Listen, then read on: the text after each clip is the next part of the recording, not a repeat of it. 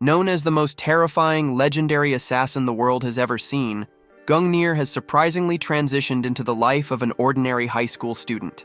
However, his new identity does not diminish his capabilities, as he can still effortlessly neutralize a group of thugs with ease. Having eliminated his final targets in the shadows, he is ready to embrace a peaceful new life. To understand his current situation, it's necessary to examine his past. This man, the most formidable assassin of all time, was on his last mission before permanent retirement. His objective was to eliminate Chairman Akagi. During the mission, he showcased his godlike speed, reacting to bullets with incredible swiftness and taking down everyone in his way. Akagi, realizing his fate was sealed, begged for mercy.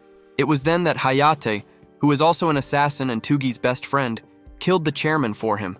The organization they worked for had tasked them with assassinating Akagi, so with the target eliminated, they concluded their job. Shortly after, Tugi noticed a photo on Akagi's phone of the chairman with his daughter. This sight made him resolve to no longer live a life of killing, prompting his official retirement. Tugi then started for home, where his beloved girlfriend Mirai was waiting to cook a meal for him. On the way, Hayate praised Tugi's expertise, calling him the amazing #1 assassin. While everyone feared Tugi's name and reputation, Hayate believed it was beneficial for their line of work. He was saddened that his best friend was retiring for good, but Tugi was finished with his job and wanted to live a normal life. This desire began when he met Mirai. He yearned for a peaceful existence with her and their dog, John, which offered him a rare warmth he had never experienced before. Hayate thought it would be a difficult transition for an assassin whose only known skill was how to kill.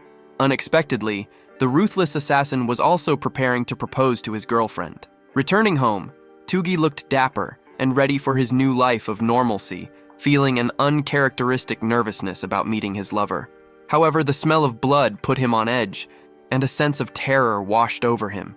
As he rushed inside, ready to start his new life with Mirai, his hopes were turned to ashes. He found Mirai lying in a pool of blood alongside his dog. Defeated, he approached her, questioning what could have led to this. Sensing a presence just behind him, he called out to his best friend. Hayate complimented Tugi on his consistent ability to know when he was being followed. He then revealed that the organization would not allow someone like him to live a retired life, especially since Tugi refused to help them achieve their goals. Hayate viewed Mirai as an obstacle, which motivated him to kill her in an attempt to set Tugi free. Acting on the will of someone named Odin, he then executed Tugi while he was vulnerable and grieving, expressing regret over the loss of the world's greatest assassin. In his final moments, Tugi contemplated a harsh reality. He believed that a man with his past could never attain a happy ending or a normal life. Because of his choices, his lover had suffered the ultimate consequence for the actions of a murderer who had dared to dream of a different life. However, his existence did not end there. While unconscious, he began to hear several murmuring voices assisting him. These voices were unfamiliar until he finally opened his eyes again.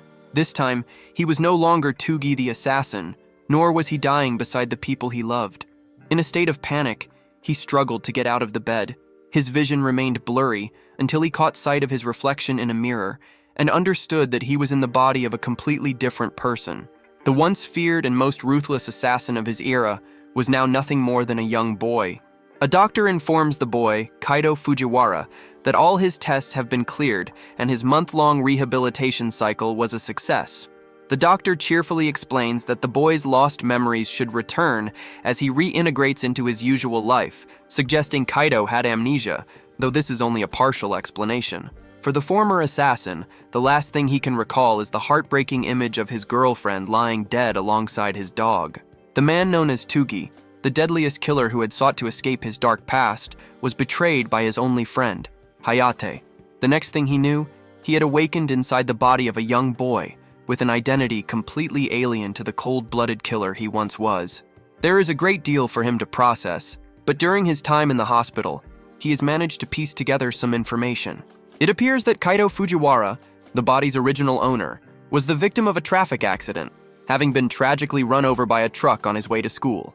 The boy sustained a life-threatening brain injury, requiring immediate surgery, and subsequently fell into a coma that lasted a month. When he finally awoke, it was not Kaido, but Tugi who occupied the body, and Tugi found himself genuinely curious about the surgical procedure he had undergone. Unfortunately, Tugi has no memory of what transpired immediately after he was killed. His final recollection from that time was of a voice stating that his brain was perfectly unharmed. Connecting these facts, he realizes that his brain was likely transplanted into Kaido's body. Although confusion about the specifics of his death and rebirth surrounds him, he is overcome by a wave of emotion. The same ruthless assassin begins to weep, grieving for his lost girlfriend and the happy future they were supposed to have. In the following scene, Kaido is discharged from the hospital and is met by his parents. Kyoko, the boy's mother, breaks down in tears, reacting as any mother would upon seeing her child return home safely. His father, Tairu Fujiwara, is revealed to be a manga artist who is equally overjoyed by his son's rapid recovery. The boy's mother expresses concern about Kaido's amnesia, but her husband reassures her that everything will be fine once he returns to his normal routine. Excitedly, they turn to their son for a response. In contrast to their enthusiasm, the only emotion Tugi can feel is dread. He accepts that his new identity is now intertwined with Kaido's, but he also recognizes that if anyone connected to the events of his past life discovers him, matters could become very complicated. For the moment, however, he puts on a happy smile and assures his new parents that he will be all right. Internally, the deadly assassin has resolved to blend in for now. The scene transitions to their arrival at home. Kaido experiences genuine shock upon seeing the residence, realizing the boy comes from a wealthy family due to the house's immense size. It becomes clear that his father is not just an average manga artist, but a highly successful one. Furthermore, his mother comes from a family of renowned doctors. Kyoko guides the boy to his room. Upon entering, Kaido takes a moment to take in his new surroundings. The assassin observes the room's tidiness and organization, noting that it looks like a typical high schooler's living space. He thinks back to the boy's parents and remembers how they were sick with worry, frequently visiting him at the hospital. This demonstrates how much Kaido is loved and cherished by his family. The thought reminds the assassin of his girlfriend's greatest desire, for him to be happy.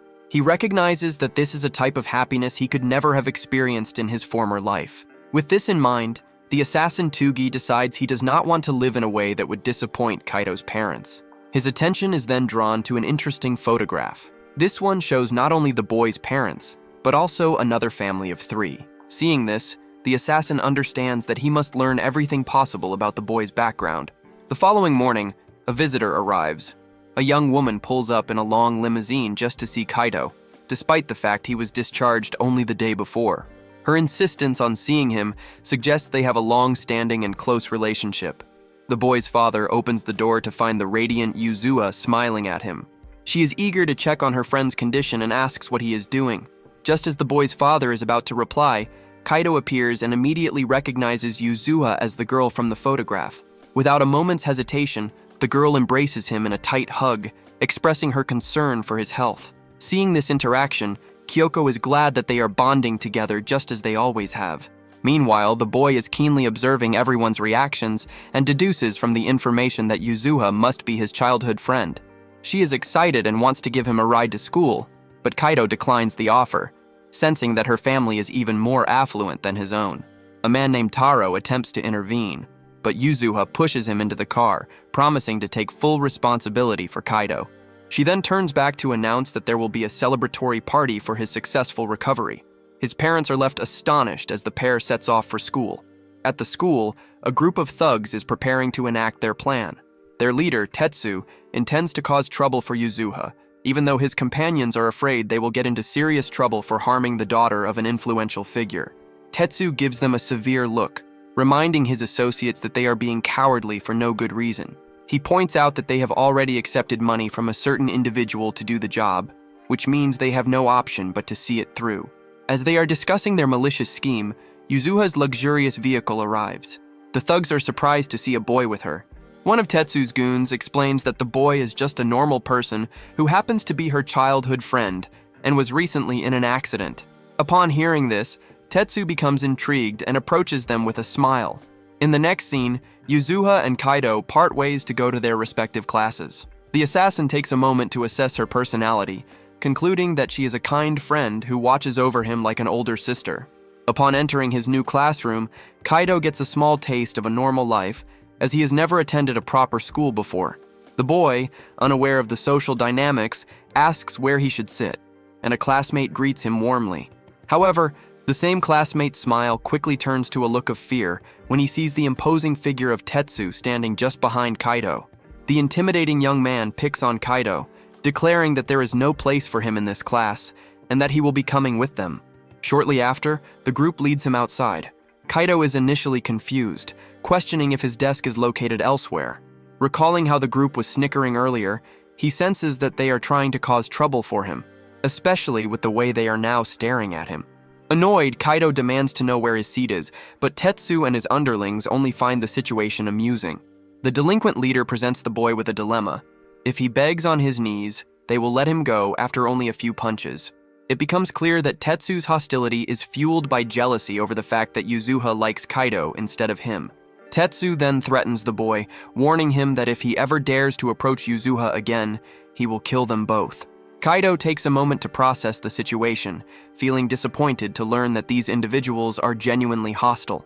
He feels a sense of sadness, not for himself, but for his new victims who are about to be effortlessly defeated. The assassin had no desire to harm anyone in the boy's body, as he intended to lead a peaceful life. As a final warning, he calmly informs Tetsu that if he retracts his earlier statements, they can resolve the matter without conflict. Naturally, this comment enrages the delinquent, who becomes visibly furious. Pulsing with aggression, he lunges forward with his fist, intending to incapacitate the boy with a single blow. However, the assassin expertly assesses the trajectory of the attack, viewing his opponent as a complete amateur for using such a sloppy punch that exposes numerous weak points. The attack is so slow that Kaido counters it without effort, easily shattering Tetsu's confidence with a single punch of his own. Realizing that more serious measures are required, he executes a graceful palm strike to Tetsu's chin before slamming him to the ground with a judo throw. Throughout this brief encounter, he reflects on how pathetically peaceful this world is compared to the hell he was accustomed to. A short while later, Yuzuha comes rushing to his location to help, only to find him standing calmly in the sunlight among the defeated thugs. It becomes clear that he was never in danger. He was the danger. Yuzuha is astonished, questioning if the person standing before her is truly the same Kaido she has known her entire life. Yuzuha helplessly asks if he is the one responsible for beating up the group. At first, the boy is hesitant, but eventually offers the excuse that he was unwillingly dragged into a fight. It turns out that Yuzuha had also heard the news, which is why she hurried to the rooftop to check on him. She wants to believe that an innocent-looking boy like Kaido could not have been involved in such a brutal altercation. Her belief is challenged when she spots a small amount of blood on his collar, leading her to think he must have been injured. Kaido tries to explain that he is perfectly fine, but Yuzuha is a mess of worry and scolds him for causing her such anxiety. Her worried anger soon shifts to sadness, as she cannot bear the thought of him getting hurt. The assassin is puzzled by her reaction, but apologizes nonetheless. They decide to return to class for the time being, but as they are leaving, Kaido overhears the beaten delinquent murmuring. He is furious and is already planning his revenge. The scene then cuts to the late-night party that Yuzuha had planned earlier. His parents have brought out champagne and a table filled with the most appetizing food. While the boy's parents are laughing and enjoying the moment, Kaido cannot help but be reminded of the image of his beloved girlfriend, Mirai. She would often smile at him in the same way and urge him to eat his food quickly. In that past memory, hearing his girlfriend's words transformed the man from a killing machine into an eating machine, and even their dog wanted a taste of the food. That night, Tugi had gone to his girlfriend and wondered if that was what it felt like to experience a happy moment with family. That same emotion is now channeled into his current self as he finally understands what a normal life is like. At the party, Yuzuha appears to be running late, even though the celebration was her idea. The boy's father mentions that Yuzuha has been going through some difficult times recently, though she never lets it show and always maintains a brave facade. Suddenly, an unsettling feeling creeps up on the boy, as if his instincts are warning him of imminent danger. Prompted by this feeling, he checks his phone and sees an incoming call from his childhood friend. He answers and asks about her, only to hear the voice of the same punk from earlier. The thug is pleased that he understood the situation so quickly, and invites the boy to a specific location, providing coordinates. He adds that if Kaido refuses to come, they will ensure Yuzuha suffers the consequences. To prove the threat is serious, he reveals that both Yuzuha and her driver are being held hostage. Yuzuha's voice can be heard in the background, pleading with him not to come. However, hearing her confirms everything he needs to know, and he realizes they will harm her if he does not act quickly. He asks for the directions, which the delinquent readily provides. After the phone call ends, Kaido pretends he was speaking with a different friend. He informs his parents that he needs to leave for a quick errand and assures them that he will return soon. The scene then shifts to a dark and abandoned factory, where nearly a dozen armed men are waiting for his arrival. Not only that, but the leader of an organization is also present, while his bodyguard is casually working out in the background. The leader is angry that Tetsuya bothered to make the call and slams a can into his face to show his displeasure. He is attempting to maintain a low profile, and being summoned to this location puts him at considerable risk. The delinquent then reveals that he has captured Yuzuha in order to carry out an order from the organization. Apparently, they want to interrogate her to obtain secret information related to her inheritance. So far, she has refused to cooperate, constantly insisting that she knows nothing. This is the primary reason Tetsuya called her best friend. He believes that if they threaten to hurt the person who is always around her, she will finally reveal what she knows. If successful, he will have completed his order, and as a reward, Tetsuya will officially secure his place within the organization. The leader agrees to this plan, but warns the young man about what will happen if he fails his task. A muscular man named Inokami is not one for conversation. His sole purpose is to kill. He demonstrates his immense power by throwing a dumbbell with such incredible speed that it demolishes a wall. Inokami's mere presence is enough to terrify the blonde delinquent, who understands that if he fails his mission, he will be the next one to be eliminated. Yuzuha yells at her captors, which only worsens her situation by provoking them further, while her assistant attempts to calm her down. Unfortunately, this interference enrages Tetsuya, who proceeds to beat the assistant, slamming him with his foot for meddling. He orders his underlings to take the assistant aside, and then refocuses his attention on Yuzuha, assuring her that if she does not talk, her childhood friend will die. Even with this threat, the helpless girl insists that she has no idea what he is talking about. Frustrated, Tetsuya orders his men to bring Kaito to him at once. At their disposal, they have 40 armed thugs and a former wrestling behemoth who was responsible for killing a man in the ring. With such overwhelming odds, they believe there is no way the boy can emerge victorious. The blonde is certain that Kaito will not be able to get past Inokami, which will ultimately force Yuzuha to reveal everything she knows. The perspective then shifts to the boy, who has finally located the factory. Outside, he finds a group of men who are about to become his next victims. He casually walks past them without any sign of fear. One of the men quickly recognizes him as their target, but it is already too late. The boy effortlessly neutralizes them with painful strikes to the neck, incapacitating them in an instant. With the first 3 men defeated, the rest of the thugs charge forward, only to meet their doom as the high schooler easily defeats them, at one point shoving a man into a trash bin. With a murderous expression, Kaito warns the thugs to stay out of his sight if they wish to remain in one piece. Back inside the factory, Tetsuya's boss, Suo, begins to feel concerned that the boy has not yet appeared, wondering if he decided not to come out of fear. He reasons that he is just a kid after all. However, only the blonde delinquent knows that what he fought on the rooftop was not a child, but a demon. He tries to explain to his leader that their opponent is not normal. As if on cue, they hear their men outside chanting Fujiwara, Kaito's family name. Yuzuha is shocked, while the cowardly blonde is terrified for his life. The door suddenly bursts open as a man's body is thrown through it like a paper ball, landing right at Tetsuya's feet. Excited by the challenge, the muscular maniac Inokami turns to meet his target. Meanwhile, the seemingly harmless boy reminds Tetsuya of the warning he had given him previously. He mentions that he is having a difficult time holding back his strength just to avoid killing them.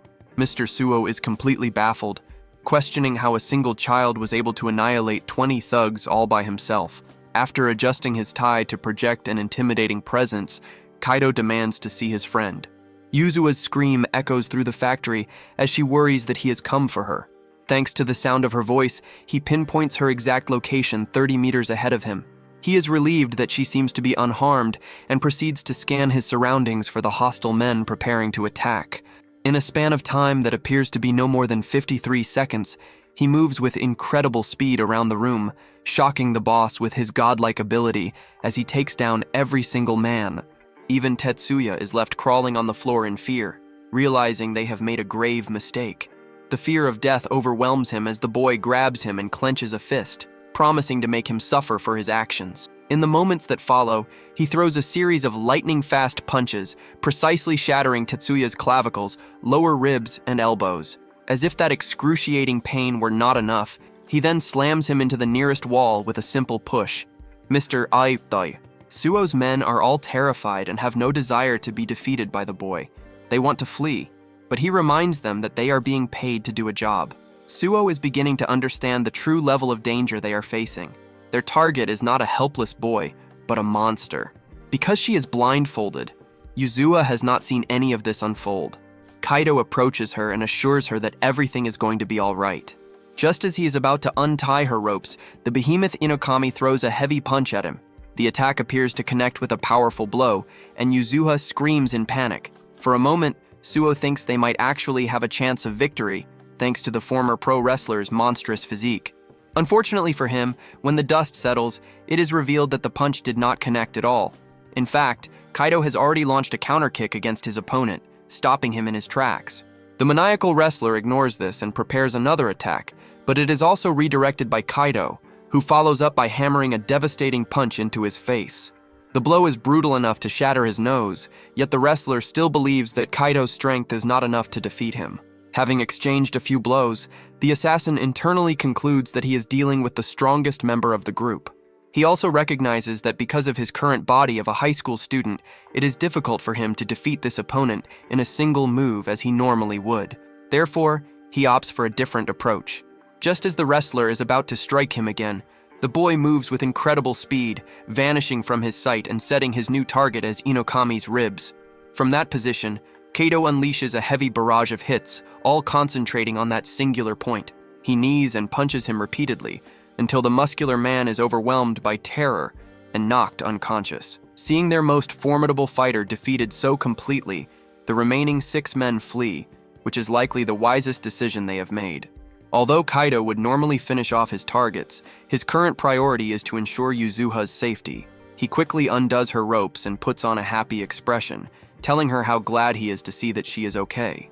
He assures Yuzuha that the situation is now under control, and that her assistant, Kawai, is also going to be fine. An experience this traumatic is not normal for a young woman like her, which leads Kaido to wonder if she is afraid.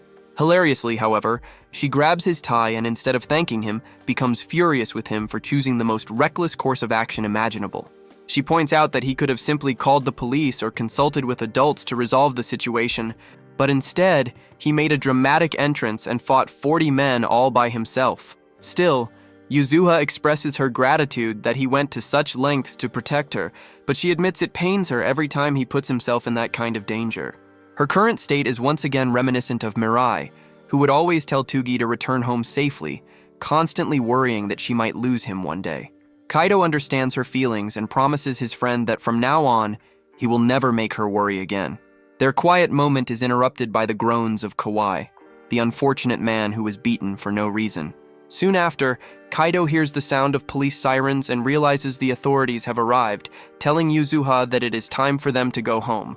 Elsewhere, Suo has barely managed to escape, still unable to comprehend how even the muscular enforcer was incapable of stopping the monstrous child. It is revealed that this man also has his own boss, who appears to be a kingpin in the world of underground crime.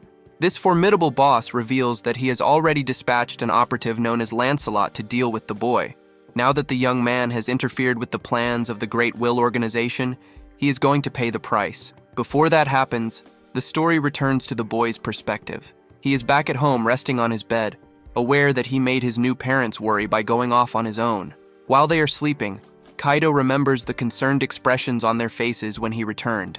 Fortunately, the police did not detain him for questioning due to his apparent lack of involvement in the incident. For him, the thugs' mission and their ultimate goal remain ambiguous. There is also the fact that the man in charge, Suo, disappeared after the confrontation. Based on these events, he suspects that a much worse threat is looming in the shadows. As he jogs outside, he reflects on his desire to prevent anyone around him from getting hurt ever again. Suddenly, a volley of projectiles is shot at him, forcing him to leap into the air to dodge them. The man who fired them is baffled that the boy managed to avoid the attack. However, Kaido already knew someone was following him home. He came outside for the specific purpose of luring the spy into an open area, making himself an easy target. Turning to face the man, Kaido questions his motives. The mysterious individual is impressed that the boy was able to sense his presence, even from inside his bedroom. He notes that it is the first time he has ever been discovered like that, which confirms for him that this boy is not just any normal person. Giving credit where it is due, Kaido compliments the spy on his ability to cover his tracks, acknowledging that he is on a completely different level than the thugs he encountered at the factory. Based on these observations alone, it is clear that this man does not belong to normal society, which raises the question of why he was spying on him. Kaido's stalker is equally impressed and suspects that the young man also has connections to his line of work. However, the boy maintains his simple cover, insisting he is just an ordinary high schooler. Refusing to engage in any more conversation, the man draws his blades to begin their confrontation. The scene feels familiar to the protagonist, reminding him of his previous life. The assassin before him officially declares that the life of Fujiwara Kaido is over. This man identifies himself as Sancho of the Great Will Organization, with a rank of number 67. As he assumes a fighting stance, Kaido reflects that he himself was once a member of that very same organization. The perspective shifts to the headquarters of the Great Will Organization. A council member named Akatsuki is expressing frustration that even after kidnapping Yuzuha, they were unable to get any information. Akatsuki believes they should have dispatched a lance for the mission from the very beginning to ensure a quick resolution. To understand the context, this organization is powerful enough to throw the world into chaos, commanding a force of 1,000 assassins. Among these, the top 100 are considered elites and are given the title of Lance. Each Lance is so skilled that they have a success rate of nearly 100% on every job. It is mentioned that two members, Minami and Akatsuki, are similar in this regard. Minami then reveals that they are searching for a specific treasure that has the power to shift the world's balance. This treasure is known as Fenrir's Seed, and Yuzuha is believed to be its current owner. Although they lack definitive evidence, another member named Yoshima reveals that he has already sent Sancho to handle the job. This revelation shocks the other members because using a lance requires direct permission from their leader, Odin. However, Yoshima explains that he has already acquired that permission. His reasoning is that Yuzuha's known bodyguard is weak, so it could not have been him who defeated their men at the factory. This leads them to conclude there is more to the situation than they initially understood. Yoshima deems this unknown enemy a significant threat, and therefore wants to have them eliminated by one of the lances. This brings the narrative back to the fight, where Kaido now realizes he is facing someone from his former organization. The stance Sancho is using is perfected and difficult to read, signifying his elite status as a lance. This also confirms the boy's worst suspicions. Everything related to Yuzuha's troubles is being secretly controlled by the organization. He now understands this is not a simple matter of inheritance, but something far greater. For his part, Sancho quickly observes the boy's stance and remarks that he is clearly not a high schooler. He notes that the kid is completely fearless and seems natural, even with a weapon pointed directly at him. Sensing that the man is a threat to Yuzuha, Kaido lunges forward to strike him down. The first few punches are casually evaded by the expert assassin, who internally notes that the boy is incredibly fast and is accurately targeting his weak points. From this exchange, it appears that Kaido is a high-level assassin in his own right. However, Sancho is no amateur. He nearly stabs the boy in the face, forcing Kaido to create distance between them. From their brief encounter, Kaido has learned about his opponent's specialized fighting style, recognizing that Sancho is a combatant who prioritizes using his range to his advantage. Impressed by the young man's skills, the assassin decides to go on the offensive, leaping into the air. The dynamic of the fight shifts. Although he begins with a butterfly slash, the assassin quickly transitions into a different stance in an effort to overwhelm his opponent. Sancho is genuinely pleased to find that the boy can dodge his attacks like an expert. Meanwhile, Kaido is beginning to realize that he is outmatched in terms of both strength and speed. He concludes that the only way to defeat such an opponent is to use his environment. While the elite lance is pressing his attack, he believes he has finally found an opening to strike the finishing blow. However, much to his shock, as he delivers the attack, Kaido casually slips out of his jacket to evade it before attempting to stab his opponent's neck with a precise swing. Surprisingly, the lance manages to avoid the counterattack just in time and retaliates with a slash of his own. The blade cuts Kaido, and as blood drips down, the reality sets in that he is dealing with an exceptionally powerful lance. He is confronted with his own limitations due to his weaker and untrained physique, while the lance is quite impressed by the boy's attempt to trap him. He remarks on how Kaido's perfected movements show that he is easily a professional in combat, but the one thing he lacks is pure killing intent. The order he received was simply to assassinate a high school student, but now it makes sense to him why a lance was assigned to such a task. Sancho reveals that Kaido is a threat to the organization's intentions with Yuzuha, which is why he must be eliminated immediately. Thanks to this confession, Kaido is now certain that the organization is connected to everything. Deciding to alter his approach, the assassin resolves to activate his combat mode, striking an imposing pose. He will no longer hold back and promises to show the true extent of his killing intent. In response, Sancho lunges forth with a wild and powerful attack form, unleashing what is essentially hundreds of blade strikes aimed at the boy. The lance becomes mindless in his pursuit, even shredding a nearby tree with ease. Meanwhile, Kaido finds a safe spot to hide, realizing that he is dealing with someone far beyond the level of a normal assassin. The frenzied attacker's tornado-like slice destroys his cover, unleashing a geyser of water from a broken pipe. Having suffered another cut on his body, Kaido comes to a new conclusion. He is not only dealing with a lance, but an S-class user as well. His relentless slashes are so difficult to counter that even the boy cannot emerge from the onslaught completely unscathed. Sanju becomes frenzied and accuses the high schooler of also being a killer, then asks if it would be acceptable for Yuzuha to be killed as collateral damage. That remark proves to be a grave mistake, as that specific line triggers a traumatic flashback for Kaido. This time, however, the face of his deceased girlfriend is replaced with that of his friend. Enraged, he lunges forward to tackle the assassin head-on. He smashes the blade out of his opponent's hand, seizes it for himself, and then moves with incredible speed to deliver a sharp cut across the assassin's shoulder. The entire sequence happens so fast that not even an expert lance is able to perceive what went wrong. All he can think about is what kind of monstrous young man he is facing. The boy refuses to experience the same guilt and suffering he did in the past, which is why he vows to protect Yuzuha with his life. The lance believes it is pointless to resist, as he is destined to die by the will of a higher power. Despite a severe shoulder injury, he still wants to fight. From this point on, his endless slashes are useless, because Kaido is expertly matching each and every attack like a seasoned professional. Accusing the high schooler of being a coward, Sanju leaves himself wide open during one of his aggressive attacks. Displacing him, Kaido moves directly behind him, painfully slashing his thigh and belittling the professional assassin for being so reckless.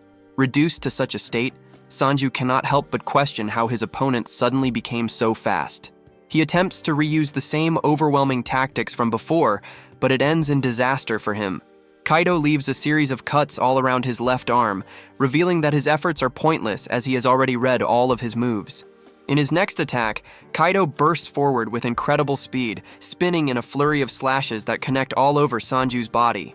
With a murderous glare, he signals the end for the lance, who is still trying to comprehend how one could master such swift knife work and possess such godlike speed. The boy's fighting style reminds him of the legendary wrath of Gungnir, the #1 assassin among their ranks. Kaido brutally attacks the man's body until he is left gushing out a pool of blood. The fight is over, with Sanju realizing just how outclassed he was from the very beginning. As he pants heavily, the lance trembles in fear, sensing that he can no longer move a muscle because the tendons in his arms have been completely severed. However, the boy is kind enough to leave at least one leg functional for him to use. As for the rest of his abilities, the young killer assures him that his career as a lance is finished, and that he will never be able to kill anyone again. Ruthlessly, Kaido remarks that in this way, the assassin will lose the only part of his identity that he treasures the most, a fate worse than death for individuals who cannot blend into normal society. Before leaving the defeated man alone, the boy states that he has 2 questions, promising to painfully cut his other leg if he refuses to answer. For his first question, he wants to know the name of the individual who issued the order and the specific reason they are targeting the young woman. Giggling like a madman, Sanju reveals that he will not talk, even if he is tortured and killed. He explains that he has sworn loyalty to his one and only god and will never betray his will. The mention of a god confirms everything for Kaido, but unfortunately the sound of police sirens begins to fill the air. Sanju's recklessness during the fight has attracted the attention of the authorities. In that brief window of distraction, the injured assassin manages to use his one good leg to escape. He recommends that the boy should also get out before he is caught. Before leaving, Sanju asks if the boy truly desires to be an ordinary high school student. That question sends Kaido down memory lane, as he recalls how everyone in his past believed he could never experience a normal life simply because he was a cold-blooded assassin. Even now, as he is covered in blood, that thought clings to him. Is he really normal? Can he even be considered a high school student? That question has yet to be answered. The perspective shifts to the organization's headquarters, where Yoshima learns about the outcome of Sanju's mission. A member named Izumo reports that the lance has been effectively dismantled to the point where he can no longer continue working as an assassin. Akatsuki is amazed by Kaido's ability to take down an expert, beaming with excitement. Izumo confirms that whoever the opponent was, he was a monster, because Sanju described the boy's movements to be similar to those of Gungnir, a name that immediately draws the attention of everyone present. Even Akatsuki thinks it is an overestimation to compare this individual to the strongest knife user who has ever lived. Izumo understands their skepticism, especially since Gungnir's name is not one to be used lightly. Minami breaks up their confrontation, while Akatsuki complains about the special significance of Gungnir. Regardless, they agree that Yuzuha's supposed bodyguard has proven himself to be considerably powerful. Not only did he disrupt their plans, but he also defeated a lance-level opponent. With this new development, Yoshima and the others can no longer afford to wait. The entire incident leaves Yoshima questioning the mystery behind Kaido Fujiwara. Speaking of the boy, he returns to his room and secretly patches up his injuries. He is experiencing something of an identity crisis, knowing that he is supposed to be an ordinary high schooler instead of the assassin he used to be. Unfortunately, he has to help Yuzuha escape the organization's attention, and he also knows that they will now target him even more intensely since he defeated a lance. Recognizing that he will be at a disadvantage with a body like this, Kaido resolves to put in the work and become strong again. If he is to preserve this peaceful life, then he must do everything in his power to ensure its safety. Meanwhile, at the Great Will organization, Akatsuki volunteers and expresses a strong interest in taking on the Mystery Man as his next target. The others are surprised by this, but Izumo thinks it is a great idea for a threat of this magnitude. After all, if this individual truly compares to the likes of Gungnir, an ordinary lance will not be sufficient to handle the job. A curious Akatsuki is more than happy to use his high-ranking position to take care of the threat personally. This man is a formidable opponent, as he is ranked 9th overall and is considered one of the greatest assassins in the organization. A day after Yuzuha's kidnapping, Kaido's parents and the young woman hold a large welcome home party for him to celebrate his discharge from the hospital. To show his affection, his father presents an omuris that he worked very hard to make, though this is difficult to believe because the dish looks quite unappetizing. Following that, Yuzuha announces that she also made something extra special for him, placing a plate of mouth-watering beef stew on the table. With a proud grin, she tells him to enjoy her masterpiece while it is still hot. The moment the food touches his taste buds, the boy is instantly transported to a flashback of his past. He recalls a time when he was leaving the house and Mirai asked if he would be out late again. That time, he told her he would be home for dinner because he only needed to meet someone and pick a few things up, giving no hint about his actual work. Mirai was very glad to hear this because she was making his favorite beef stew that day, which made him very happy. With passionate eyes, he told her he would share something important with her when he got back. She then bid him farewell with her precious smile, holding their smiling dog, Johnny, in her arms. While eating the beef stew in the present, Kaido becomes sad, reflecting that he never got the chance to tell her he was quitting his life as an assassin to be with her. Yuzuha gets annoyed when she sees his disappointed expression and asks if her cooking really tasted that bad. In response, the boy suddenly begins to devour the meal as if it were his last on Earth. Nearly tearing up, he tells her that it tastes delicious. Yuzuha is relieved to hear that, and his mother tells him there is plenty more if he has a big appetite. As he watches his father accidentally set a pan on fire and Yuzuha smiling with a cake, our hero feels deeply grateful from the bottom of his heart to have such a loving family. Later, he walks Yuzuha back to her home, as things have become more dangerous recently. He asks her if she has noticed anything unusual happening around her, but she tells him she has police surrounding her house, so she should be safe for the moment. Kaito then asks why her butler is not with her, and she explains that she personally requested him to stay away, because he is so overbearing that it is impossible to have fun with him around. She lets him know that she had a lot of fun at his house, admitting it has been a very long time since she was able to laugh so much. Her expression quickly turns serious, as she confesses that she has been feeling quite down ever since she lost her father. Hearing this, the boy is left completely speechless. Yuzuha realizes she had not told him about it before because she did not want to worsen his amnesia with such stressful news. She explains that it happened approximately 2 months ago, around the same time as the car accident that put him in a coma. Kaito then understands why she was so emotional about the possibility of losing him back then. She had been strong and concealed her sad feelings behind a cheerful personality. The boy apologizes to her for making her worry, but Yuzuha dismisses it as no big deal and points out that he has not changed a bit, which surprises him. She clarifies that while he may have matured a little, even as a small child, he had a habit of being reckless. He would often fight kids much bigger than him whenever they bullied her, despite knowing he could not win.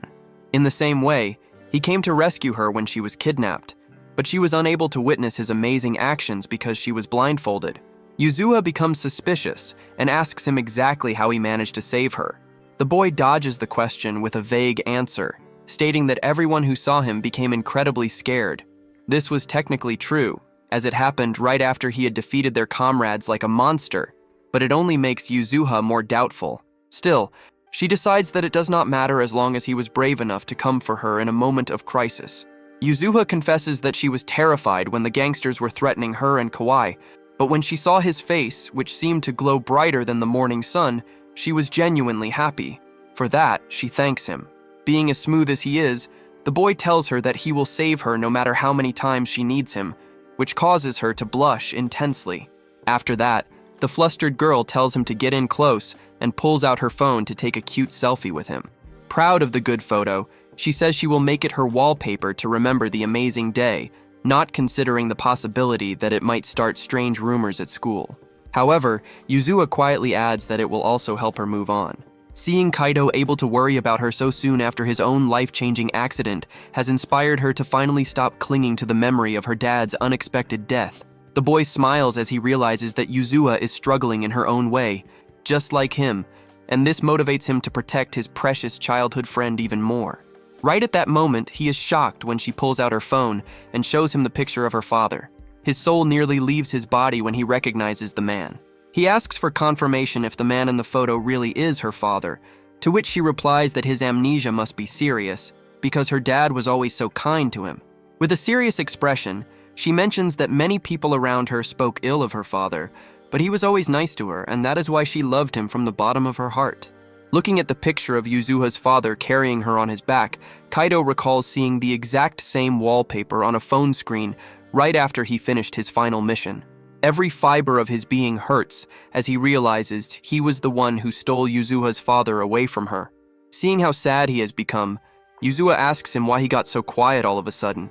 Meanwhile, Kaito is left to process everything as he stands before the daughter of the Akagi group chairman, the very man he assassinated in cold blood. He attempts to rationalize his actions, thinking that his friend Hayate was the one who actually pulled the trigger and that he would never have accepted the mission if he knew the target was her father. However, he still feels an immense sense of guilt because he blindly followed the Great Will's directive that Chairman Akagi had betrayed the organization and must be eliminated. He feels even worse because he was completely numb to the act back then, and now his past actions have put Yuzuha in danger as well. He considers telling her that he was once an agent of the very organization that ordered her father's death. He grits his teeth in deep frustration, still unable to come to a final decision. The next day at school, he sits quietly at his desk, while all the girls in his class chat loudly about the new transfer student, hoping that it is a handsome young man. In the end, the boy decides not to tell Yuzuha the truth. He reasons that the organization will not stop pursuing him just because he put a single lance out of commission, which means his only real choice is to continue protecting her at all costs. Just then, the teacher announces that the new transfer student has arrived. When the boy asks for permission to enter, our hero instantly recognizes his voice and stares in utter disbelief. Taking one look at the cheerful, pink-haired boy, he wonders what one of the divine spears could possibly be doing at his school. Remembering the last assassin who came after him, his suspicion is confirmed. The Great Will has sent this operative as a direct response to his interference with Yuzuha's kidnapping. Suddenly, the new student turns to our hero and pierces his very soul with a cold, unblinking stare, openly declaring who his intended target is. There is no doubt at all that the pink-haired young man is Akatsuki, one of the organization's 12 divine spears, who goes by the codename Bident. Sometime later, during a PE lesson, the crowd goes wild for the new transfer student as he casually manages to score yet another basket. The girls are completely smitten with the pink-haired boy, while his teammate is genuinely surprised that he can jump so high despite his short stature. Makoto, Akatsuki's alias, plays it off by complimenting the great pass and motivates his team to score again.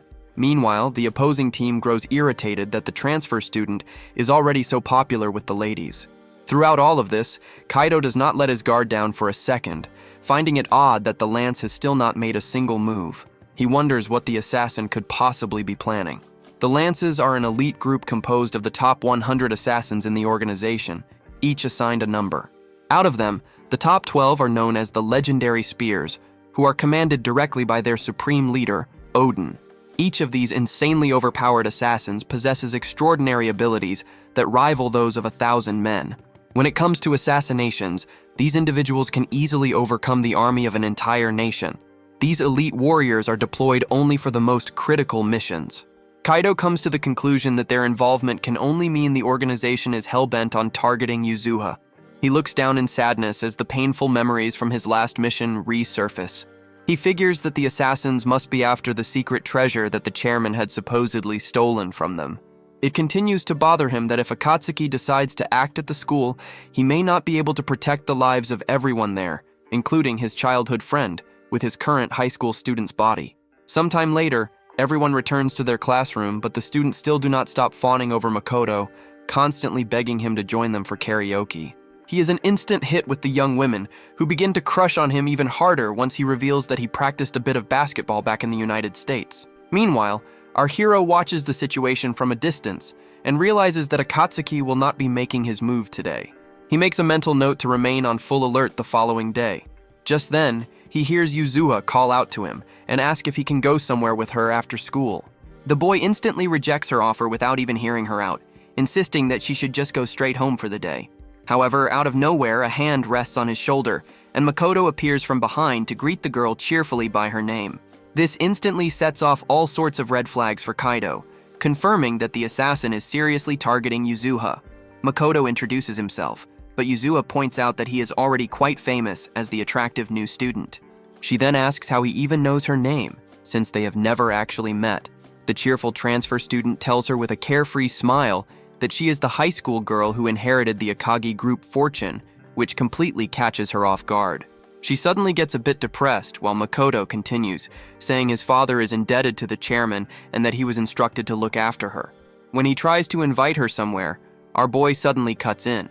He makes an excuse that he hurt his finger during practice and needs to go to the nurse's office. The boy gives him a cold death stare, which convinces the assassin to play along with the excuse, and the two boys part ways with Yuzuha. She looks back with a smile and thanks Kaido for protecting her from weirdos once again. A few moments later, as the two are standing on the rooftop, Makoto admires the view and goes on about how wonderful the prime of a high schooler's youth is. He then looks back at Kaito and jokingly asks if he brought him up there to confess his love, but our boy continues to give him the silent treatment. Makoto simply laughs it off and adds that Yuzuha is honestly quite cute up close, but says he cannot believe that she is the chairman's daughter. Kaido gets straight to the point and demands to know what his true goal for coming here is, wondering if it is revenge for the purple-haired man. The transfer student looks as unbothered as ever and casually asks if he is actually the one who took out Sancho. He begins to analyze his physique and finds it surprising that he managed to win against the lance with only a couple of minor injuries. Our hero repeats his question, becoming visibly more annoyed by the second. The assassin finally drops his innocent act and admits that he wants to get his hands on the secret treasure that Yuzuha inherited from her father, which fully confirms the boy's suspicions. Akatsuki continues, clarifying that they do not even know what the treasure actually is and just want to obtain information for now. He then offers our hero a chance to join their organization, since he is clearly stronger than some of their existing assassins. The boy adds that the organization only targets bad guys, they make good money, and Yuzuha might even reveal the location of the secret treasure to him since he is so close to her. Akatsuki gives him a nasty smile and warns Kaido that it is a very good offer, suggesting that it is the only way he and the girl might manage to survive their encounter with the organization. He then walks to the edge of the roof and holds out his hand, threatening that if Kaido resists, innocent students are going to get hurt. Refusing to let that threat stand, our hero immediately dashes toward the assassin and launches a barrage of quick attacks. Makoto manages to dodge each one with ease and compliments Kaido, noting that his swift moves could rival those of a professional. Just then, our hero manages to grab onto his arm, revealing that he knew the assassin would try to use bombs. The tiny cube is his unique assassin item, a tool with which he combines explosives and martial arts, a method well known in the organization as Biden's default technique for annihilating his targets. The mention of his codename catches the assassin completely by surprise. He jumps back and exclaims that Kaido possesses far too much knowledge for an ordinary person. Makoto then holds out 6 more bombs in his hands as he smiles like a lunatic and states that he is about to raise the stakes. With determination in his eyes, Kaido jumps around the roof and tries to catch the bombs. He manages to grab the first 3 and quickly rushes toward the rest. Our boy then parkours over a wall and uses his feet to catch the other 3. Makoto watches the entire scene unfold and states that there is absolutely nothing normal about Kaido, before tossing another bomb out of nowhere toward the ground below. Kaido tries desperately to reach it while the assassin taunts him, saying that he cannot protect the entire student body by himself. Our hero fails to grab the cube as it drops into the field below. The lunatic in the back snaps his fingers and sets the bomb off. Kaido shields his face from the blast as the students below start to panic over the sudden explosion and rush away from the area. Makoto reassures him that he adjusted the bomb to explode before reaching the ground so that no one would get hurt, calling it a little bonus for managing to catch 6 of the bombs. Kaido is about to become enraged, but Makoto cuts him off and holds out even more of the bombs while he asks who he really is and if he will join their ranks. After thinking it over for a moment, our boy answers that he is just a normal high school student and would absolutely never join him. Makoto looks genuinely disappointed by that reply and figures that Kaido will not be convinced unless a few people die. In response, our boy simply drops one name, Gungnir. The mention of that name makes the assassin turn around with a wild look in his eyes. Kaido calmly states that he was once known as Gungnir. While the school speakers announce an evacuation, Makoto glares down at our boy and gets angry at him for even daring to say Gungnir's name. Just then, Kaido reveals he was only buying time. Before Makoto can process it, school officials arrive on the rooftop to check for any students left behind. The pink-haired young man gives him a 3-day deadline to decide whether to join them, warning that he will regret it if he refuses. After that, the students are dismissed from school early because of the explosion. There is an ongoing chatter about how no one was hurt by the huge blast. Yuzuha asks Kaido why he is not going home yet. He explains that he has something important to do first, and advises her to stay home since the explosion could have been another attack aimed at her. Just then, Kawai shouts with passion that security measures have been increased and that he has even started learning martial arts to protect Yuzuha, though his over-the-top enthusiasm only leaves her annoyed. Yuzuha asks Kaido to text her if anything happens, and he agrees. Once she drives away, he turns back to stare at Makoto, as if to let the assassin know that he is not fooling anyone. Meanwhile, as Makoto observes the boy, he is certain that Tugi would never allow anyone to disgrace Gungnir's name. Later, on the local train, our boy hopes that he has successfully diverted Akatsuki's attention away from Yuzuha and toward himself. He remembers that although Akatsuki is the youngest of the Divine Spears, his abilities are certainly no joke. Clenching his fist, he thinks about how he has grown accustomed to his new body, but he still has a long way to go before he can take on a Divine Spear in combat. That thought makes him worry that he might lose if they face off after 3 days. Yet, it does nothing to shake his determination to protect Yuzuha, even if it means he has to murder the pink-haired operative. Just then, our boy gets off at Shibuya Station and makes his way to the place where he was first killed. He leaps onto the balcony, questioning why he even came here, since Mirai would not be waiting for him. When the door suddenly swings open, he wonders if it could be a trap set by the organization. Despite that possibility, he strolls into the apartment, only to see that the crime scene has been cleaned up while the rest of the place still looks the same. He then hears a noise and snaps into his fighting stance, expecting an assassin, only to be surprised when his dog, John, stands there wagging his tail.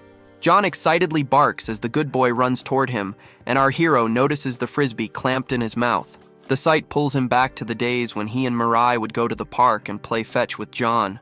His eyes grow teary as he realizes that the dog still remembers him. Just then, something catches the corner of his eye, and he spots a photo of himself, Mirai, and John together at the beach. It makes him remember a time when they were on a road trip, and she told him that, although she never understood the nature of his work, she always wanted him to be happy. He had answered that he was satisfied with his life and would die protecting her, but Mirai simply replied that a dead man cannot be happy, and that she wanted him to try living for once. Now weeping like a widower, our hero regrets that he could never make her happy and that she now exists only in his memories. After that, he returns home and explains to his family that a couple had to give up their dog due to difficult circumstances. He says he brought the dog home and wonders if they could possibly keep it. Before he can bargain any further, Taro immediately agrees to adopt the pet, and Kyoko suggests they take turns walking it. When they ask for the dog's name, he explains that the previous owners called him John. Later, he texts Yuzuha to ask if anything has happened, and she replies that things are rather boring. She mentions hearing about his new dog and asks if she can come over to pet it, but he tells her not to come right now. He smiles at his phone because he knows what he must do. After that, he calls Akatsuki, who mockingly asks if he has already changed his mind since the 3-day deadline is not up yet. However, our boy states that he is done playing games and is ready to give Akatsuki a beating on the school rooftop before dawn. He vows to end this conflict once and for all because he is Gungnir. After hearing the name Gungnir, Akatsuki becomes so enraged that he smashes the phone in his hand. He believes someone like Kaido could never compare to Lord Tugi, who was the very definition of a perfect assassin. Yet despite that, Kaido still dares to claim the name Gungnir right in front of him. 3 years earlier in the Middle East, the two of them were on a dangerous mission together. At one point, Akatsuki made a critical mistake that left him completely surrounded by enemies. His left arm was blown apart, and it was clear he was about to die.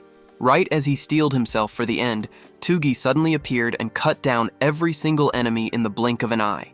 Akatsuki had thanked him, saying he was only able to make it that far because of Tugi's help. He urged him to return alive, promising to take care of the rest of the mission from there. The next morning, the two of them meet on the rooftop. Akatsuki casually asks Kaido what he is thinking, coming to a fight while wearing a school uniform. Kaido replies that his plan is to defeat him first and then attend his classes afterward. Laughing, Akatsuki tells him they both had the exact same idea. He adds that ever since the previous day, he has been thinking about how Kaido's movements were almost identical to Gungnir's. He admits that he had once wanted to be like him, but now that Kaido has made him feel Gungnir's presence firsthand, he will never forgive him for it. At least not until he blows him into little pieces of roasted flesh. With a smirk, Akatsuki says that he wants to share a little secret before they start fighting. He reveals that he has planted bombs somewhere in the school. Because his left prosthetic arm is directly connected to his brain, he can detonate them instantly with just a movement of his fingers. If Kaido loses to him, then many people will die. The only way to stop the bloodshed is by severing the connection between the assassin's arm and his brain. That leaves only two options, either to cut off his arm or to destroy his brain. However, Kaido calmly points out that a third option exists. The bombs can also be disarmed if Akatsuki is simply knocked unconscious. Hearing this, Akatsuki is genuinely surprised. Kaito explains that, as he already told him, he knows him well. As Kaito gets ready to fight, he states that he did not come here to kill him. He only came to stop him. With a confident smile, Akatsuki asks if Kaito truly believes he can pull that off. Then, without warning, he dashes forward and unleashes an attack. Akatsuki manages to dodge it, but our boy notes that his only advantage lies in knowing the assassin's tactics and personality, because the physical performance of his current body is nowhere near the same level as his own was. Akatsuki tosses several bombs into the air, and when they detonate, the blasts are aimed to destroy his target's eyes and ears. He follows up by swinging a left hook. However, since Kaito already knows all about this tactic, he swiftly dodges the attack and moves in to land a punch to Akatsuki's chest. In midair, Akatsuki shifts his body and evades the strike. Then he counters with a solid punch of his own, sending Kaito flying through the air. As Kaito steadies himself, Akatsuki says that flying backward to soften the impact was the right decision, because a direct hit from his prosthetic arm would have obliterated Kaito's arm completely. With a menacing smile, Akatsuki warns that if Kaito is truly Gungnir, then this is far from the full extent of what he can do. The punch has already cracked Kaito's ribs, and he realizes that the divine spears are not the kind of enemy one can defeat simply by knowing their techniques. Kaito thinks to himself that, as a killer, a peaceful life was never meant for him. Yet if he is still alive, there must be a reason for it. No matter who he faces, he will win without killing anyone. He will survive for the sake of everyone who cares about him. With fierce determination, he throws his hardest punch yet, and the two exchange rapid blows. Suddenly, Kaido feels a sharp pain in his head. Akatsuki takes advantage of the moment, unleashing a flurry of strikes. Kaido tries to evade them, but he cannot avoid them all. He tells himself that he needs to focus more on reading his opponent's movements. Akatsuki lands a heavy kick, sending Kaido skidding backward. With the distance between them widened, he hurls another bomb and detonates it. A massive explosion erupts, and Akatsuki rushes in for the finishing strike. But since Kaido knows his every move, he is already prepared. Akatsuki throws a full-force punch, but Kaido blocks it, telling him that he can feel his rage and killing intent, and that something like this will not break his will. He will take in all of Akatsuki's anger and swallow it whole. Akatsuki senses that something is off and jumps backward. Meanwhile, Kaido holds his head as his senses become so sharp that he can detect not only the physical objects around him, but also the assassin's consciousness. Akatsuki is caught off guard by the sudden change in his opponent's attitude and wonders what exactly just happened. He thinks to himself that he launched the last attack from Kaido's blind spot and questions how the school kid could have possibly managed to block something like that, as if he already knew exactly where it would come from. He takes out a few more of the bomb cubes and states that things are starting to get more interesting. He bends over with a serious look on his face and says that while he does not know what Kaido is thinking, he promises to break through his defenses with the next move. Our boy takes a defensive position and realizes that Akatsuki is on the offense once again. The pink-haired assassin drops one of the bombs behind him and uses the resulting blast to send the other bomb cube flying at full speed toward Kaido. A huge explosion occurs, but our boy manages to dodge it by stepping to the side at the last second, which causes the item to explode right behind him.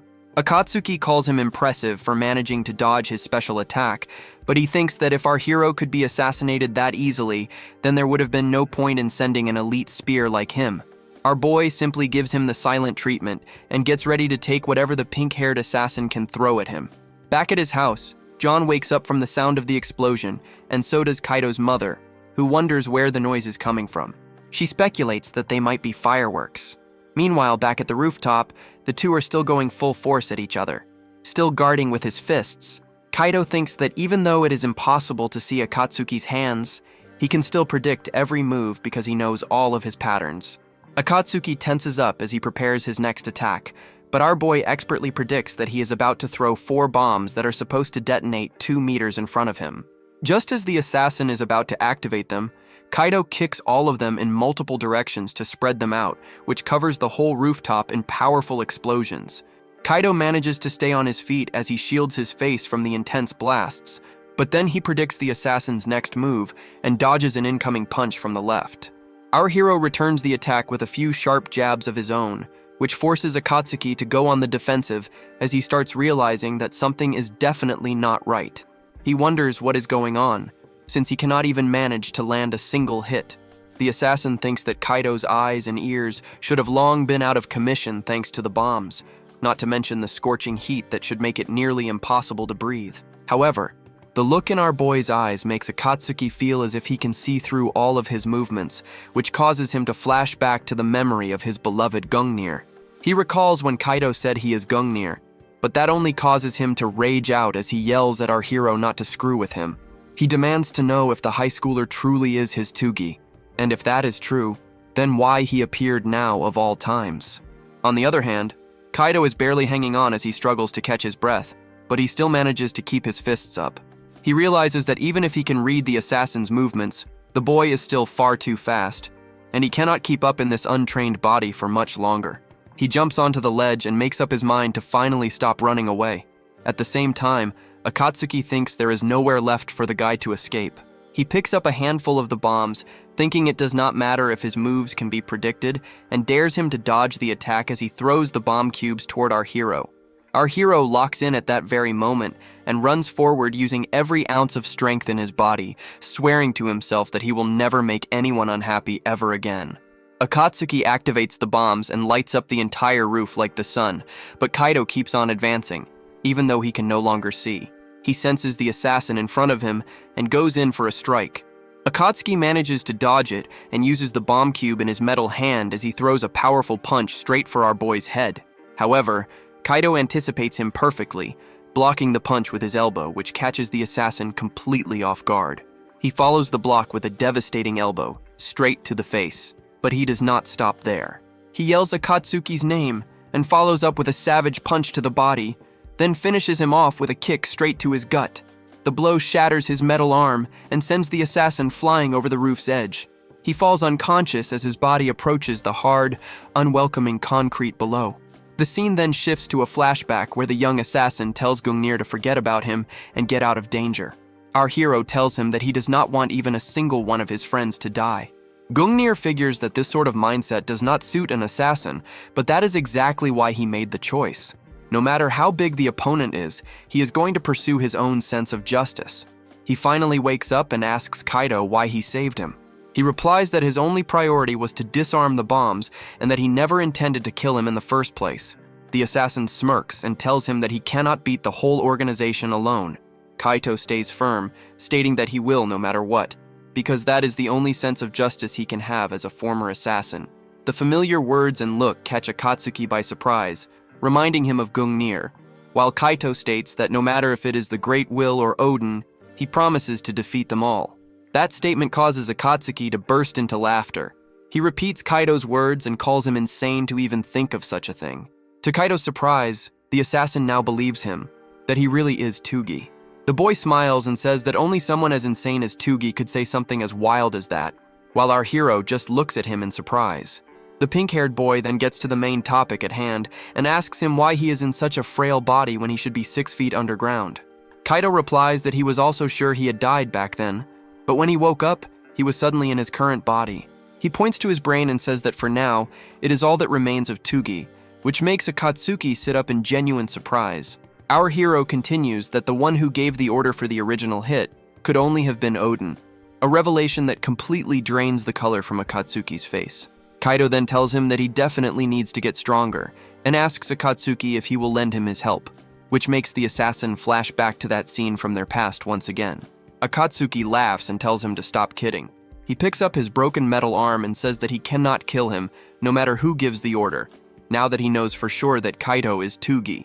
Our hero asks if he is going back to the organization, but the assassin flatly denies it, stating that returning after such a loss is impossible. He then asks the kid what he plans to do. Akatsuki gets serious, saying that he will decide his own path after he has looked into everything for a while, since he still finds it impossible to believe that Odin would target Tugi. He tells our hero to get going as well, since the police are probably on the way, and jokes that the school will likely be closed for quite some time. Our hero watches him walk off and begins to call out to him, but all of a sudden, he collapses onto the ground. He wonders what just happened as he feels his mind slipping away. Meanwhile, some unknown assassins walk into the scene and proceed to retrieve Gungnir as planned.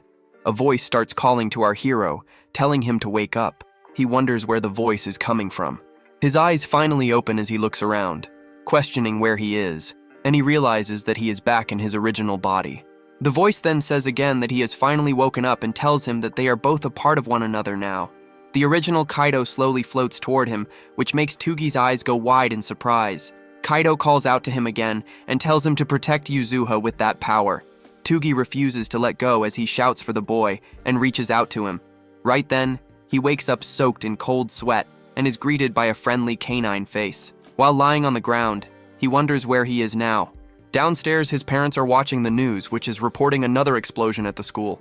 Both are extremely worried about the bomb blast. Kyoko asks if they should take Kaito to the hospital as she reads his text messages, which say that he came home early and went to sleep because he felt dizzy. His father asks if she is worrying too much, saying Kaito is probably just exhausted from everything that has happened. He reassures her that their son will be fine once he gets some rest. Meanwhile, Kaito stares at the ceiling, thinking that his head still feels fuzzy, and realizes that he has slept for half a day. He remembers getting dizzy on the rooftop, then waking up in his room with his wounds already treated. He recalls that Akatsuki finally believed he is Tugi, yet he wonders if he showed enough strength in this weak body to truly convince him.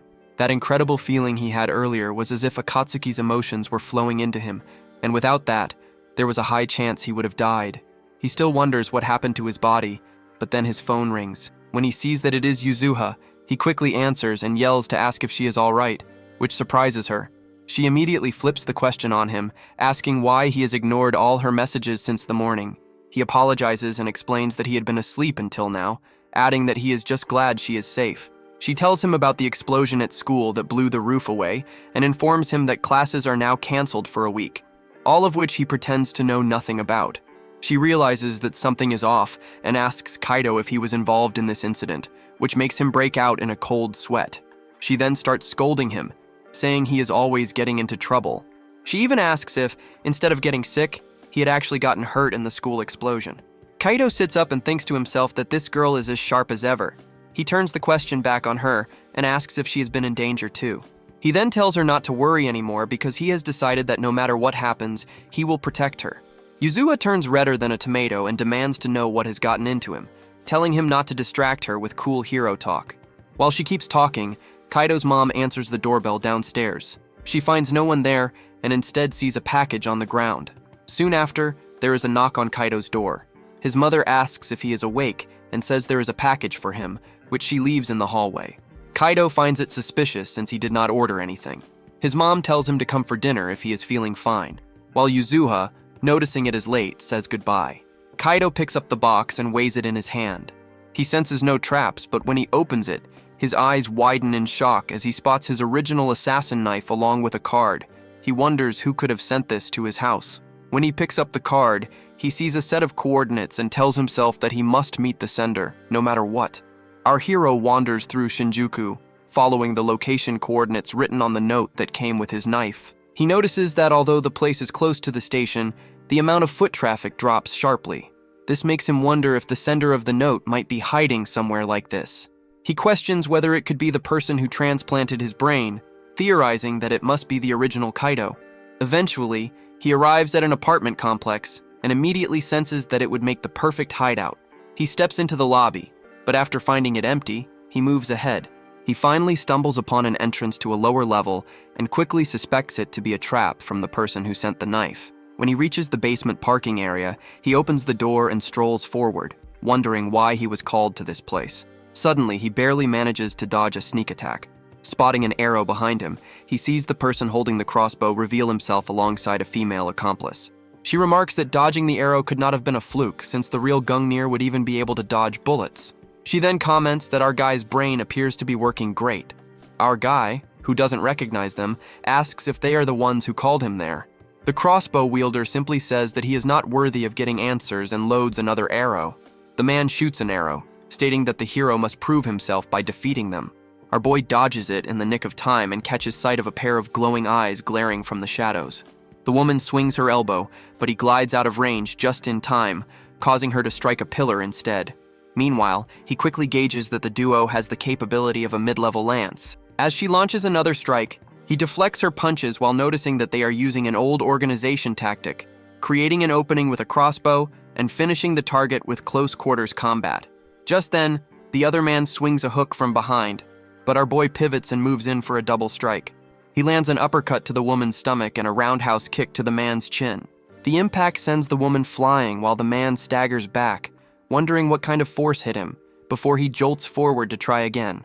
Our guy spots the moves coming from a mile away, just like in the last fight. He predicts that the opponent will open with a 4-strike combo, starting with a left downward slash. Before it even begins, he realizes he doesn't need to dodge.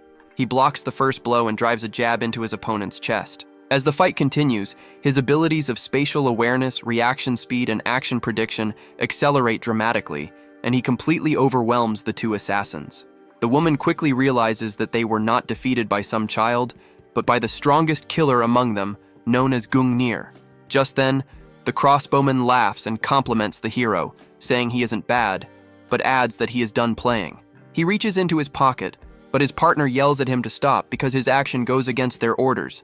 He shouts back that he cannot end the fight after being humiliated like this. Suddenly, a third voice tells him to stop. A familiar figure steps into view, greeting our boy Tugi and remarking that his brain transplant was a success. Our guy instantly recognizes him as the organization's doctor, Kyosuke Kuji, and accuses him of being behind the entire brain transplant, linking him to the organization. But the doctor tells him to calm down, explaining that although he was the one who called him there, he was not the one who carried out the brain surgery. He adds that he has also left the Great Will organization and promises to tell him everything that happened on the day he died. Completely confused, our boy turns to Kuji and asks who he is. Kuji replies that he will explain everything and tells Kaido that there was an order to kill him. The one who carried it out was none other than his partner, Hayate. At the mention of that name, our hero's expression quickly shifts to anger. Next, Kuji explains that the order was highly confidential, known only to a select few, and he was one of them. He says that he was the one who leaked all the information, which allowed Kaido's brain to be recovered before it could be hidden away by the organization. Hearing that, Kaido asks if that means Kuji betrayed the organization. He then demands to know about the other two. Kuji answers that they are members of Agros, a special unit operating under the direct command of the Japanese government. The sole purpose of this unit is to annihilate the Great Will organization. He adds that they are more commonly known as Argos, and they are the ones who transplanted Tugi's brain into Kaido's body. At that, Tugi grows visibly irritated upon learning that his brain was handled by the Japanese government. Raoul comments that it was his job as a public servant, while Reika politely says that she is pleased to meet him.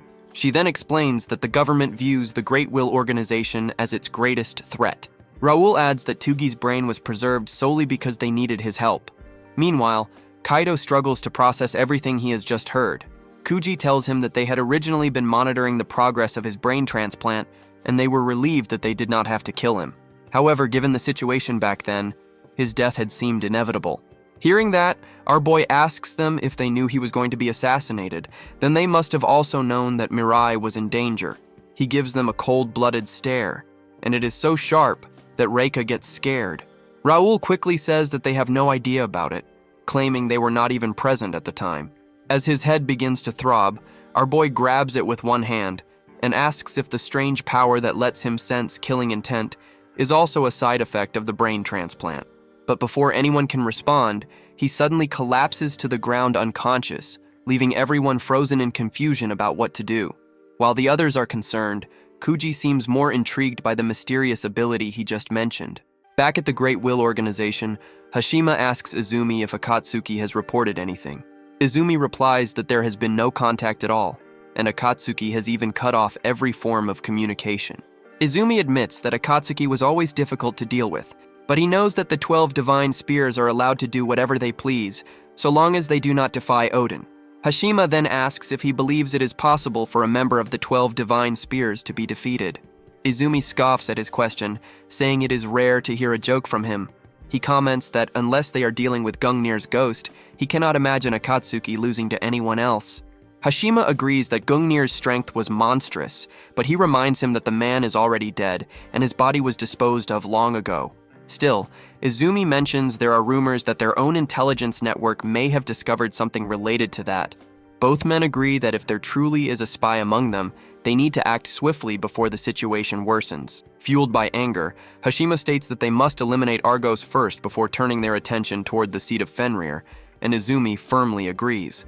At the same time, our boy once again finds himself inside the Mind Realm and quickly recognizes it as the place he has been to before. The original Kaido appears before him and explains that this is the place where their minds have merged. At that moment, Tugi confirms that he now understands Kaido's identity and asks if this strange space is his power. Kaido tells him that he will be able to use it in its truest sense as long as he learns to trust his own instincts. Tugi wakes up and notices the situation feels strangely similar to the one after his fight with Akatsuki, where he also collapsed from headaches and dizziness, only to awaken with Kaido's consciousness present. Sitting nearby, Kuji tells him that they are currently inside one of his hideouts, which connects directly to the parking garage they were in earlier. He then explains that it has been exactly 1 hour and 50 minutes since Kaido collapsed until he finally woke up. He also ran several tests on his brain while he was unconscious, confirming there was no issue with the neural connections. However, the brain's activity is operating far beyond the normal range, and it spikes even more during combat. According to Kuji, the killing intent Kaido senses is likely caused by this heightened brain activity. While he admits that having an expert's opinion would be ideal, for now, he can say with certainty that the condition is extremely dangerous. Kuji warns him that the overload has already caused him to be in a coma-like state for hours, and if this continues unchecked for too long, the strain will become fatal. Our hero stands up slowly, gripping his knife and pointing it straight at Kuji. He coldly reminds the man that he still has not answered the question from earlier. He demands to know if Kuji allowed Mirai to be taken just so he could recruit him. Keeping his voice calm, Kuji replies that he had no knowledge of it, so there is no reason for Kaido to take his anger out on him. The man then asks if he would have preferred to die alongside her. Before the tension can break, Raoul suddenly kicks the door open, and his voice cuts in as he tells our boy to put the knife away. With a serious look on his face, he taunts the man, saying that the Great Will Organization is a dangerous group aiming to destroy the world, and now one of its crazy former members is sitting there trying to lecture them. Kuji steps in, explaining that Argos believes there are two keys to defeating the organization. The first is Gungnir, while the second is a sacred treasure known as the Seed of Fenrir, something they are determined to protect at all costs. Hearing this, our hero's mind immediately flashes back to the time Akatsuki went after Yuzuha for this very reason. He then asks what they expect him to do. Hearing that, Raoul wastes no time in needling him again, saying that now he finally sounds cooperative. But Kaido assures them that bringing down the organization is already something he has decided to do, with or without them. Raoul agrees, because a shared goal makes him easier to trust.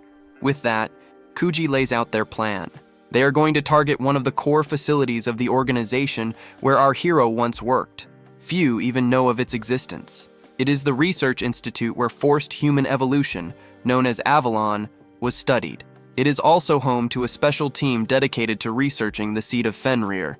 If they can investigate Avalon, they can uncover everything about the treasure.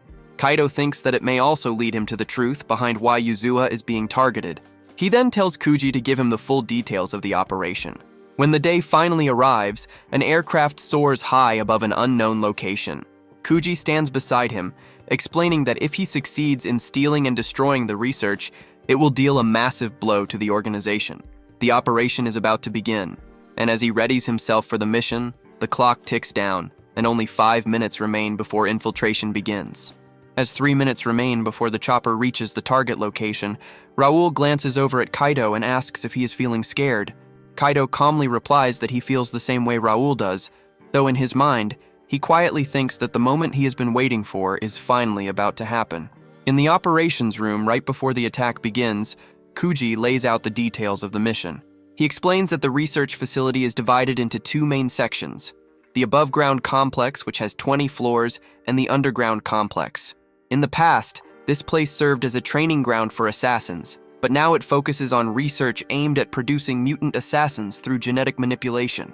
Hearing that, Reika comments that it is basically a factory that turns ordinary humans into monsters.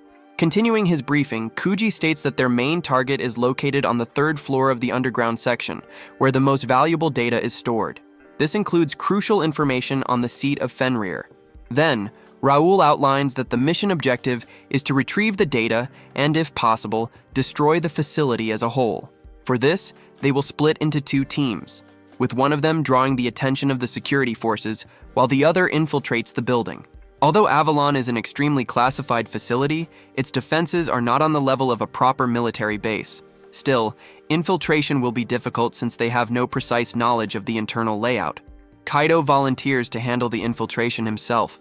Raoul gives him a sly response, saying that was the plan from the start, and hinting that he already knows the reason Kaido has been kept alive up to this point. With a sly grin, Raoul says that our boy's life will be put to use for the sake of world peace, and adds that he will be accompanying him inside, meaning they will have to work together. With only 90 seconds remaining, Raoul and Reika begin giving their final instructions.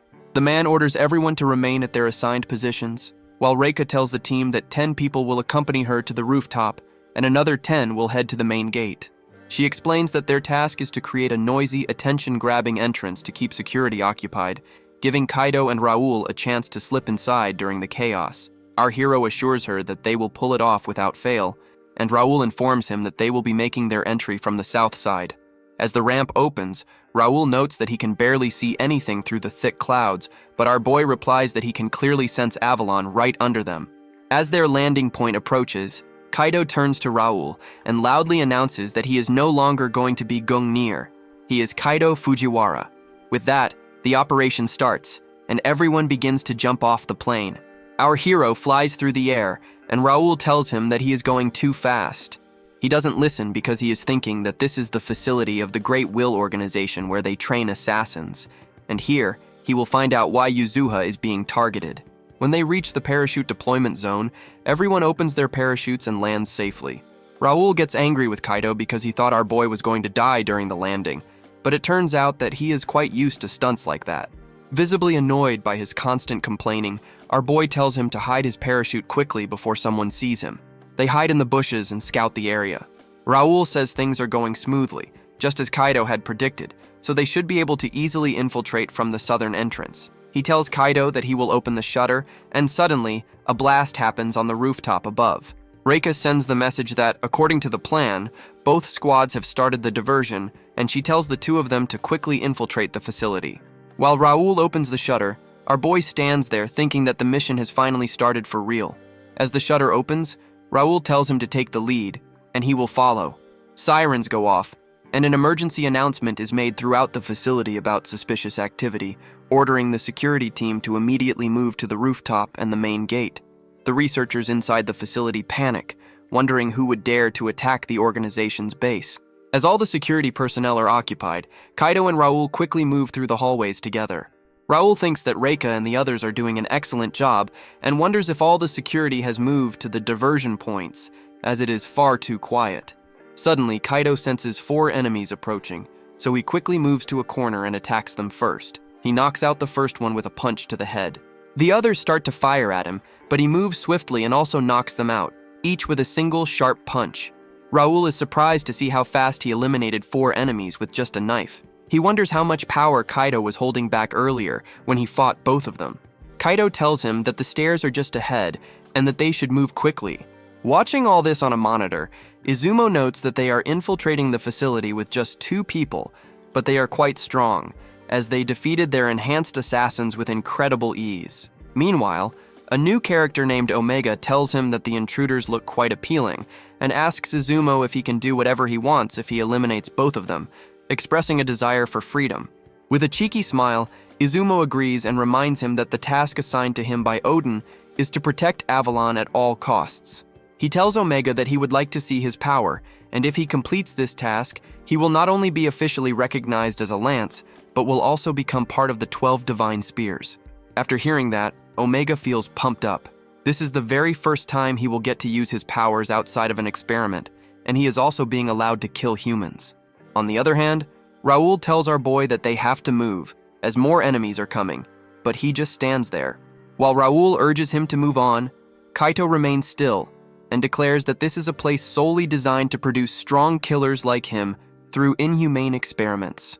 He vows to reject their twisted belief that the only method to change the world is by taking innocent lives.